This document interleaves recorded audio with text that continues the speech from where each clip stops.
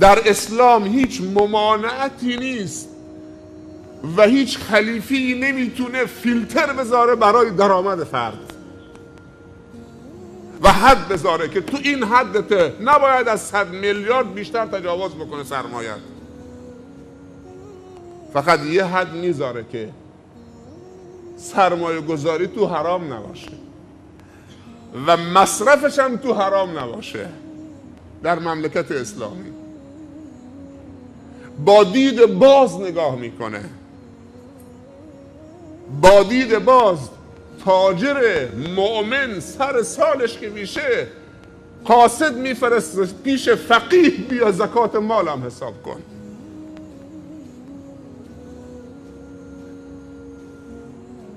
قاصد میفرسته بیت المال که کسی رو بفرستید که زکات مالم حساب بکنه تحویل بدم. پس هیچ حد و مرزی برای سرمایه دار شدن وجود نداره. فقط حد و مرز برای حلال و حرامه و در مملکت اسلامی کسی با سرمایه دار شدن کسی حق نداره بهش چپ چپ نگاه بکنه. امنیت کامل، تلاش. رسول الله صلی الله علیه و سلم برای عبدالرحمن ابن عوفی که مهاجر بود با پای برهنه آمده بود به مدینه تحویل یک انصاری داد، گفت این برادرت هر چی داری نصف کن. و عبدالرحمن گفت 2 تا بستان دارم، هر کدوم دوست داری مال تو، هر کدوم تو انتخاب میکنی، تو برادر مهاجری منی. و رسول الله مؤاخات بین ما قرار داده، گفت بارک الله فی بستانک دلنی علی السوق. گفت من 2 تا خونه دارم، گفت بارک الله فی بیتک دلنی علی السوق، راه بازار نشونم بده. وقتی که عفت نفس و همت عالی و نیت کسب و کاسبی و تلاش عبدالرحمن به رسول الله رسید، رسول الله صلی الله علیه و سلم براش دعای برکت کرد. عبدالرحمن میگه که اگر به سنگی پام برخورد میکرد، سنگ جا به جا میشد، فکر میکردم که یک گنجی زیرشه.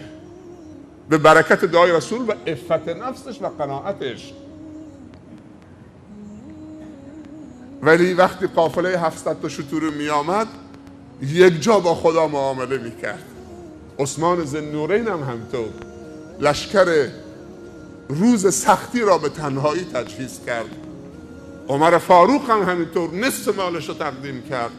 حضرت ابوبکر هم رضی الله عنهم اجمعین کل مالش رو تقدیم کرد. چقدر ما خوشحال میشیم که تعداد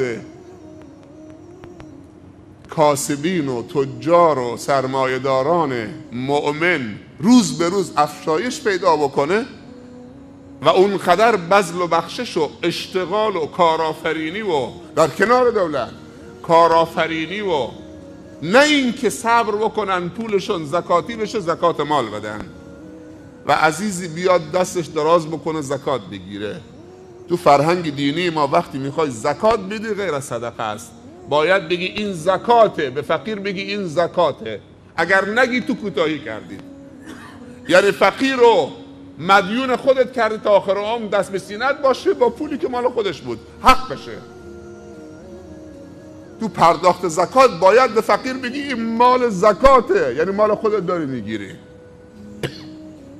که فردا که به سلامتم به سلام نکرد، جواب سلامتم نداد، مال خودش گرفته، پیشت بوده.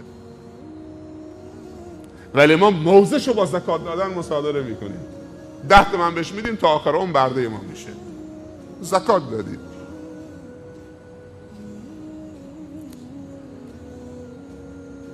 ما داریم اشتغال، داریم زکات، داریم صدقه غیر از زکات، داریم قرض. اینا همش مراتبه.